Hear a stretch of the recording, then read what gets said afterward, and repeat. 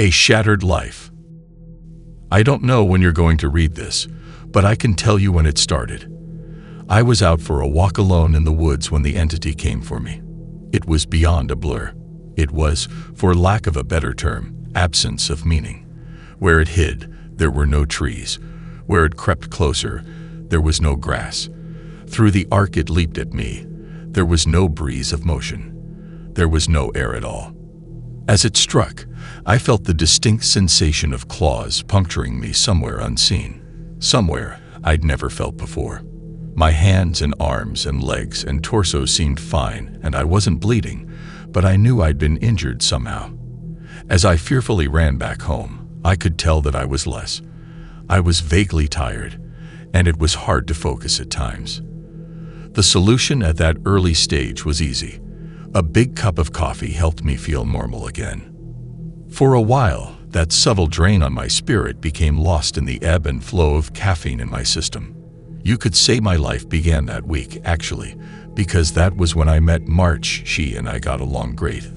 Though, to be honest, I'm pretty sure I fell in love with her over the phone before we even met. It was almost as if the strong emotions of that first week made the entity fight back. It was still with me, latched on to some invisible part of my being. The first few incidents were minor, and I hardly worried about them. The color of a neighbor's car changed from dark blue to black one morning, and I stared at it before shaking my head and shrugging off the difference. 2 days later, at work, a coworker's name changed from Fred to Dan. I carefully asked around, but everyone said his name had always been Dan. I figure I'd just been mistaken. Then, as ridiculous as this sounds, I was peeing in my bathroom at home when I suddenly found myself on a random street. I was still in my pajamas, pants down, and urinating, but now in full view of a dozen people at a bus stop. Horrified, I pulled up my clothes and ran before someone called the cops. I did manage to get home, but the experience forced me to admit that I was still in danger. The entity was doing something to me, and I didn't understand how to fight back. Mar showed up that evening, but she had her own key. "Hey," I asked her with confusion. "How'd you get a key?" She just laughed. "You're cute. Are you sure you're okay with this?" She opened a door and entered a room full of boxes. I know living together is a big step, especially when we've only been dating 3 months. Living together. I'd literally just met her the week before. Thing was, my mother had always called me a smart cookie for a reason. I knew when to shut my yap. Instead of causing a scene, I told her everything was fine, and then I went straight to my room and began investigating. My things were just as I had left them, with no sign of a 3-month gap in habitation, but I did find something out of the ordinary. The date. I shivered angrily as I processed the truth. The entity had eaten 3 months of my life. What the hell was I facing? What kind of creature could consume pieces of one's soul like that? I'd missed the most exciting part of a new relationship, and I would never understand any shared stories or in-jokes from that period. Something absurdly precious had been taken from me, and I was furious. That fury helped suppress the entity. I never imbibed alcohol. I drank coffee religiously. I checked the date every time I woke up. For 3 years, I managed to live each day while observing nothing more than minor alterations. A social fact here and there, someone's job, how many kids they had, that sort of thing, the layout of nearby streets, the time my favorite television show aired, that kind of thing. Always, those changes reminded me the creature still had its claws sunk into my spirit. Not once in 3 years did I ever let myself zone out. One day, I grew careless. I let myself get really into the season finale of my favorite show. It was gripping. A fantastic story. Right at the height of the action, a young boy came up to my lounger and shook my arm. Surprised, I asked, "Who are you? How did you get in here?"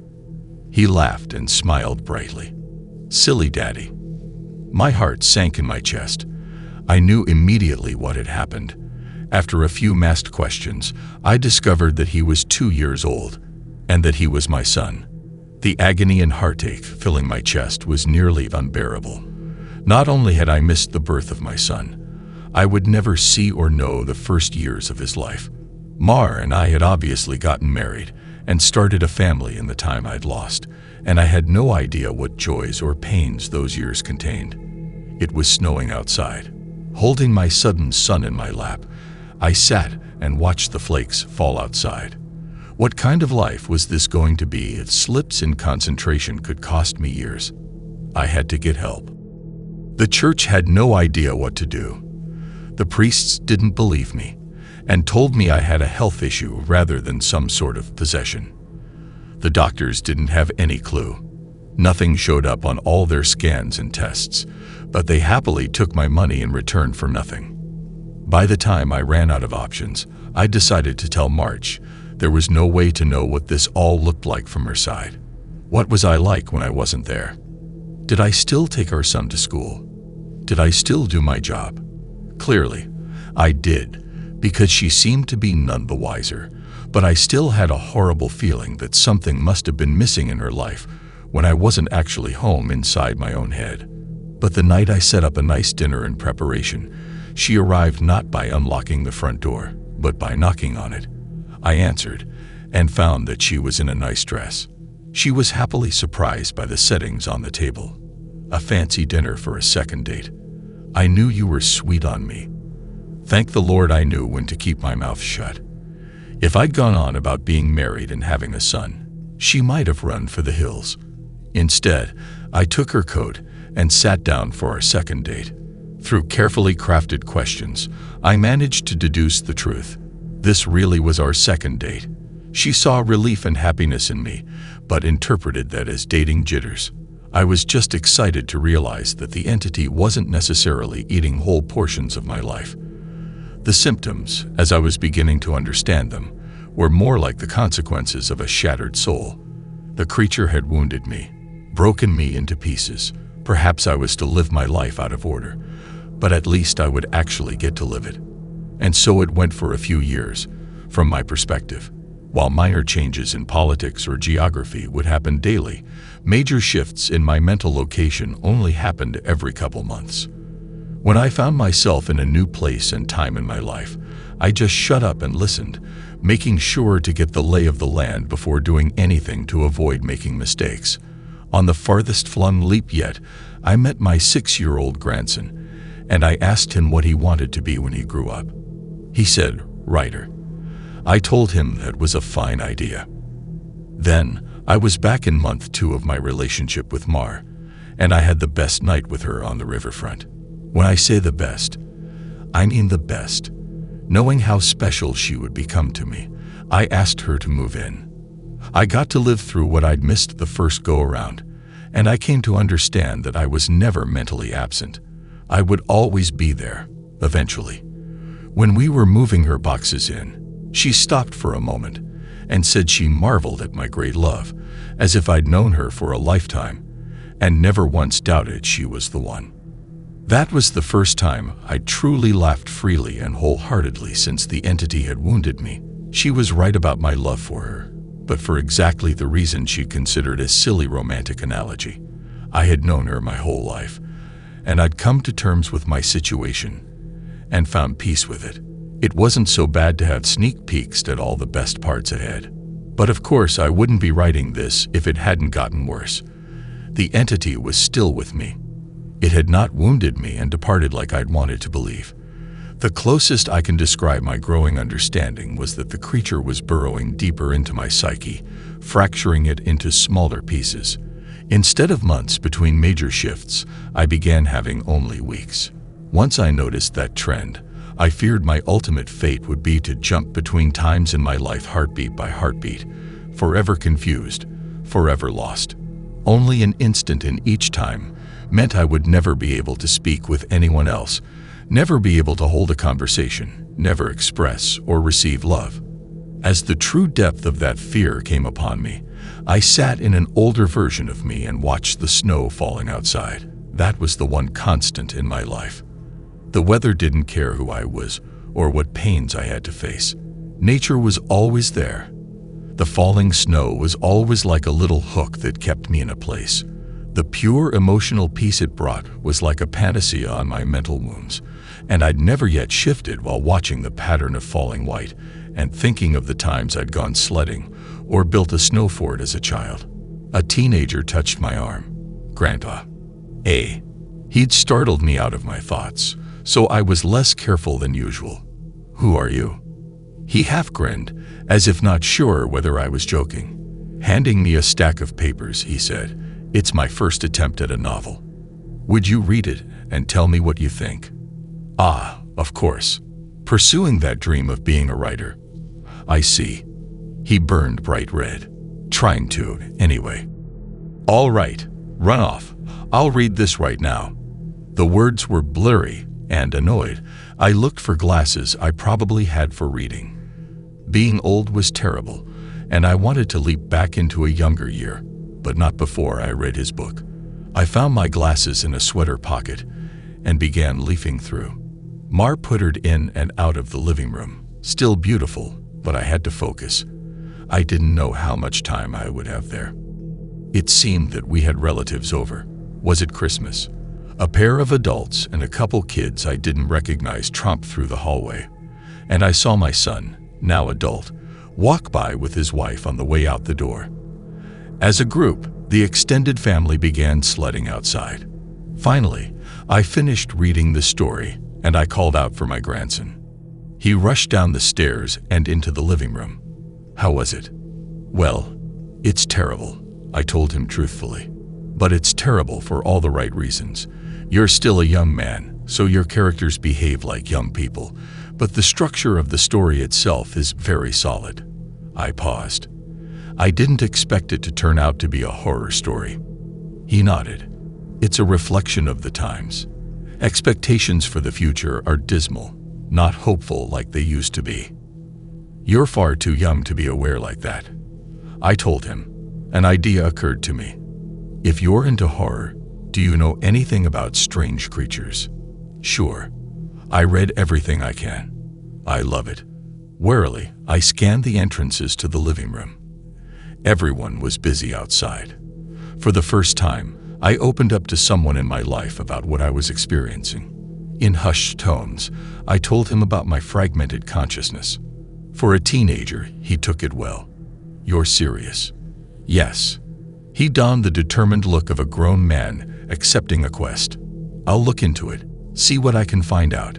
You should start writing down everything you experience. Build some data. Maybe we can map your psychic wound." "Wow. Sounds like a plan." I was surprised. That made sense, and I hadn't expected him to have a serious response. "But how will I get all the notes in one place?" "Let's come up with somewhere for you to leave them," he said, frowning with thought. "Then I'll get them, and we can trace the path you're taking through your own life. See if there's a pattern." For the first time since the situation had gotten worse, I felt hope again. "How about under the stairs? Nobody ever goes under there." "Sure." He turned and left the living room. I peered after him. I heard him banging around near the stairs. Finally, he returned with a box, laid it on the carpet, and opened it to reveal a bursting stack of papers. He exclaimed, "Holy crap." But of course, being a teenager, he didn't really say crap. Taken aback, I blinked rapidly, forgiving his cussing because of the shock. "Did I write those?" He looked up at me with wonder. "Yeah, or you will. You still have to write them, and put them under the stairs after this." He gazed back down at the papers, then covered the box. "So you probably shouldn't see what they say. That could get weird." That much I understood. "Right." He gulped. "There are like 50 boxes under there, all filled up like this. Deciphering these will take a very long time." His tone dropped to deadly seriousness. "But I will save you, Grandpa, because I don't think anyone else can." Tears flowed down my cheeks then, and I couldn't help but sob once or twice. I hadn't realized how lonely I'd become in my shifting prison of awareness until I finally had someone who understood. "Thank you. Thank you so much." And then I was young again, and at work on a random Tuesday, Once the sadness and relief faded, anger and determination replaced them. After I finished my work, I grabbed some paper and began writing. While the weeks shifted around me, while those weeks became days, and then hours, I wrote every single spare moment about when and where I thought I was. I put them under the stairs out of order. My first box was actually the 30th, and my last box was the first. Once I had over 50 boxes written from my perspective. And once my shifting became a matter of minutes, I knew it was up to my grandson to take it from there. I put my head down and stopped looking. I couldn't stand the river of changing awareness any longer. Names and places and dates and jobs and colors and people were all wrong and different. I'd never been older. I sat watching the snowfall. A man of at least 30 that I vaguely recognized entered the room. Come on, I think I'd finally figured it out. I was so frail that moving was painful. Are you him? Are you my grandson? Yes. He took me to a room filled with strange equipment and sat me in a rubber chair facing a large mirror twice the height of a man. The pattern finally revealed itself. How long have you worked on this? I asked him, aghast. Tell me you didn't miss your life like I'm missing mine. His expression was both stone cold and furiously resolute. It'll be worth it. He brought 2 thin metal rods close to my arm and then nodded at the mirror. Look, this shock is carefully calibrated. The electric zap from his device was startling, but not painful. In the mirror, I saw a rapid arcing light silhouette appear above my head and shoulder. The electricity moved through the creature like a wave, briefly revealing the terrible nature of what was happening to me. A bulging leech-like mouth was wrapped around the back of my head, coming down to my eyebrows and touching each ear, and its slug-like body ran over my shoulder and into my very soul. It was a parasite, and it was feeding on my mind. My now adult grandson held my hand as I took in the horror. After a moment, he asked, "Removing it is going to hurt very badly. Are you up for this?" Fearful, I asked, "Is Mar here?" His face softened. No, not for a few years now. I could tell from his reaction what had happened, but I didn't want it to be true. How? We have this conversation a lot, he responded. Are you sure you want to know? It never makes you feel better. Tears brimmed in my eyes. Then I don't care if it hurts or if I die. I don't want to stay in a time where she's not alive. He made a sympathetic noise of understanding, and then returned to his machines to hook several wires, diodes, and other bits of technology to my limbs and forehead. While he did so, he talked. I've worked for 2 decades to figure this out, and I've had a ton of help from other researchers of the occult. This parasite doesn't technically exist in our plane. It's one of the lesser spawns of Ushu, and it feeds on the plexus of mind, soul, and quantum consciousness/reality. When details like names and colors of objects change, you weren't going crazy. The web of your existence was merely losing strands as the creature ate its way through you. I didn't fully understand. I looked up in confusion as he placed a circlet of electronics like a crown on my head in exact line with where the parasite's mouth had ringed me. What's Ufsu? He paused his work and grew pale. I forgot that you wouldn't know. You're lucky, believe me. After a deep breath, he began moving again and placed his fingers near a few switches. Ready? This is carefully tuned to make your nervous system extremely unappetizing to the parasite, but it's basically electroshock therapy. I could still see Mars smile, even though she was dead. I'd just been with her moments ago. Do it. The click of a switch echoed in my ears, and I almost laughed at how mild the electricity was. It didn't feel like anything, at least at first. Then I saw the mirror shaking, and my body within that image convulsing. Oh, no, it did hurt. Nothing had ever been more painful. It was just so excruciating that my mind hadn't been able to immediately process it. As my vision shook and fire burned in every nerve in my body, I could see the reflected trembling light silhouette of the parasite on my head as it writhed in agony equal to mine. It had claws, 6 clawed lizard-like limbs, under its leech-like body, and it cut into me in an attempt to stay latched on.